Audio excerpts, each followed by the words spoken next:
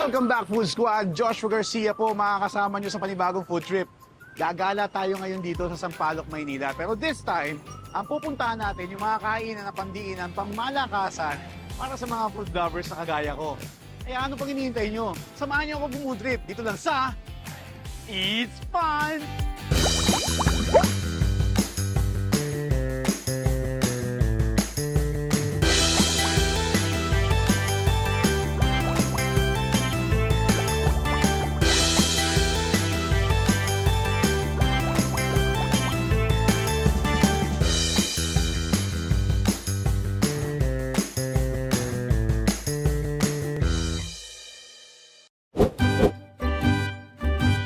Elaborado con materiales base fibra carton porotela, yun yung nakasulat dito sa loob ng sombrero.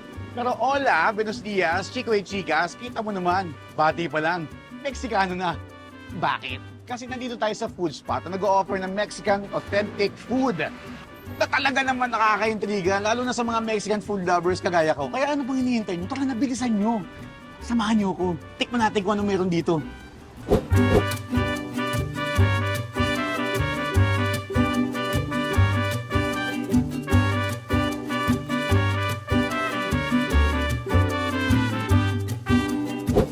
Squad, nandito tayo ngayon sa Dapitan Corner de la Fuente Street sa Sampaloc, Manila sa authentic Mexican restaurant na talaga namang pag nadaanan mo, maaamoy mo Mexican talaga. At kasama natin si Miss Gabby ng Hijude.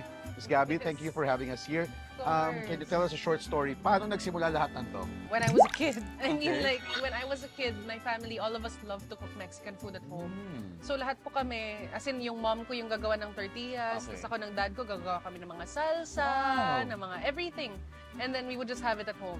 Okay. So, when the pandemic was coming to an end, we decided to open it up, like, take the risk and try to sell the food that we made at home to the world. Okay, so bata pa lang napapractice mo na yung recipe. And then, Opo. sino yung mga common customers nyo dito? Ano po, so puro mga estudyante po, Yun. since we're located sa may dapitan po. Okay, sa UBEL, mga Opo, schools. UBEL, Okay. yes. Tapos, well, bakit Mexican? Well, I understand Yes. na since then, since you were a kid, Opo. Mexican food na talaga yung pinagbabandingan nyo ng pamilya. Opo. Pero bakit hindi yung mga milk tea, ba't hindi yung mga ibang klase ng restaurant? Bakit ito? So, actually po, sir, passionate kami sa pagkain. Or ako personally, I've been passionate about food for the longest time. And parang sa Mexican food kasi sobrang lalim niya. Like, sa kagat pa lang, malalasahan mo na yung love and Yes. the effort put into it. Okay. Kaya I really was leaning towards Mexican food. Last question, paano yung na-perfect yung recipe? So, actually, syempre, Did you it invite took your friends years. na, does it taste like Mexican food? Yes, Ganon? actually. So, the birria taco, specifically this one, I made it by myself on my birthday a few years back. And then, lala lang, just for fun. Okay. Tapos sobrang daming nasarapan. Yun. And then I was like, uy, so pwede pala to. Ayan So, na. pwede pala. So, slowly, that's what I did. I just like we cooked for others and then we asked for their opinions. And even up to now, kung nag-recipe development kami, I still give the customers samples and then ask for their Yun. opinions. That's the Kita mo best naman, way. Food Squad, di pa tapos magkwento si Miss Gabby. Yun Padampot lang. na ako ng guantes. Oh, ito na din. Kasi Ako na din. Ako natatakam dito sa birria taco niya. So, ikaw ang gumawa itong birria taco? Yes. Okay, so it's your recipe. Huwag na natin My patagalin, Food Squad. Tikman na natin itong birria taco. Ito yung tamang paraan, Food Squad, kung paano kumain ng birria taco. Tuturuan tayo ni Miss Gab. Ay, sige. Okay, so Yan. paano ulit? Yung lime lang po, isi-squeeze nyo lang po on top. Ayan, konting pisin lang. Okay. There you go. Alright. And then, you can get the taco na po. Excited ako. Kung hindi mo na itatanong, Oo. I'm a fan of Mexican food. Really. Yes, I am. Food Eh. Squad, look at that. Here. And then you dip it in the consomme. Wow. Isasaw-saw sa? Consomme. Cons... The broth po, beef broth kung Ah, saan beef kumulo. Opo. Consum. Kala ko konsumisyon. Pero mukhang hindi. Hindi po. Okay. Ayan, kagat na po. Mm.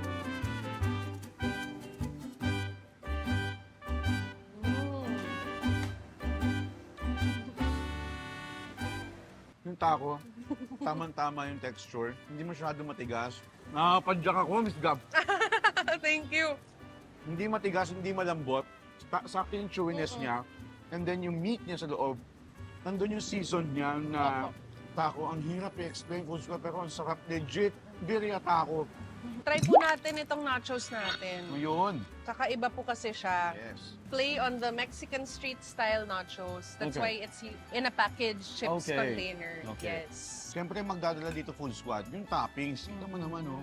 Tamang-tama yung pagkakaseason. This time, gagamitan natin ng Pork. tinidor. Tikman natin Food Squad. Ayan, oh, Ito na. daming karne. Cheers! Food Squad.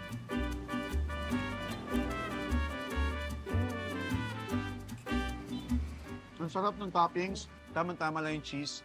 Nagko-compliment din yung salsa. Yeah. Tapos, hindi ko alam pero ano yung seasoning ng giniling? May cumin po, chipotle, a Mhm. lot of deep Mexican spices. Mm. Yeah. Ang sarap. Kaya po Perfect to pang merienda, pulutan. pampulutan. Yes. Anong kasunod dito, Miss Gab? Siyempre dito tayo sa may, Dito ito, tayo, quesadilla sa ba yan? quesadilla, yes. Yan. Chorizo quesadilla naman po ito. Ito, Eh, not sure typical quesadilla. Kasi pag sinabi quesadilla, parang cheese lang. Cheese lang. Okay. This one, may chorizo, Food Squad. Opo. May chorizo. Tikman na natin to, Food Squad. Hindi na ako mag-gloves. Hindi na tayo Tapos, magagad. Sige. May dip din. Yes po. Okay. It's our lime crema. Tikman na natin, Food Squad. Dip Go. muna natin dito. Yes. Manipis pero for sure flavorful. Yes. Cheers tayo. Cheers. Cheers.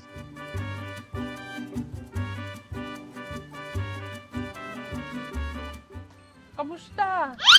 Ano Ako nang na to. nangyayari tayo? Akin na to. Akin to. Sige, sa'yo na yan. Pero ang sarap, Food Squad. Balancing yung alat ng cheese tsaka nung lasa ng karne. At the same time, ang ganda ng pagkaka-toast ng wrap. Food Squad, kwento mo kung ano dito kanina pa ako kinakawayan dito Food Squad eh. Ano to? Ano tong Yung chicken enchilada rice bowl po yan. chicken enchilada rice bowl? Meron pong chicken sa loob ng tortilla na yan na nakabalot and then we cook it in enchilada sauce and then put more cheese on top Okay. for Tapos the yung nasa cheese ilalim? flavor. Rice po. Rice. Mexican red rice. Tikman natin kung lasang fiesta. Sige, tara. Siyempre, lagyan natin itong toppings. Yes. Tama ba yung gagawin ko? Opo. Kayo po muna. Okay. Ayan. Tapos, Kuha po kayo ng chicken. Okay. So, tingnan mo naman. Gaano ka-full yung bite na yan. Kuha natin yung toppings sa enchilada na naglagay mo. Cheers! Cheers! Food Squad, chicken enchilada. Tikman na natin. Let's go.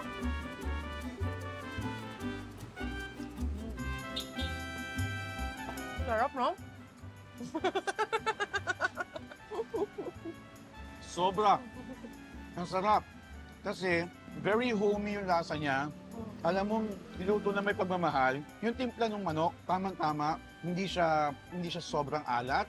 Tamang-tama yung lasa. Tapos, it complements yung toppings na iba. Siyempre, Food Squad, meron din tayong panulak dito nasa gilid natin. Ano ba to? Ito. Ano to? Ito po yung horchata namin, toasted rice milk with cinnamon on top. Etong merong cucumber.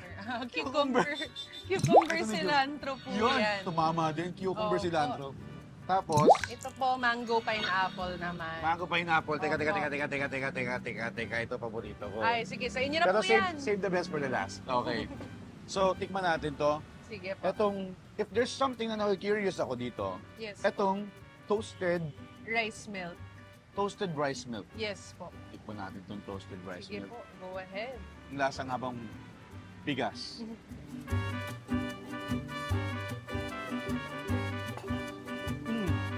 Lasang kanin. Interesting. Kanin? Interesting, yes. Lasang kanin na may sabaw na parang Opo. tutong. Pero tamang-tama na yung lasa. Nakagulat. Ang sarap. Titikman ko naman tong isang cucumber. Cucumber cilantro. Cucumber cilantro. Kadalasan pag cucumber, medyo matabang. Kamusta po? Refreshing. Refreshing. Sarap nito. Panalo to. Cucumber cilantro. Food Ano Squad. po, wala po kaming ginagamit na any artificial flavoring for the juices.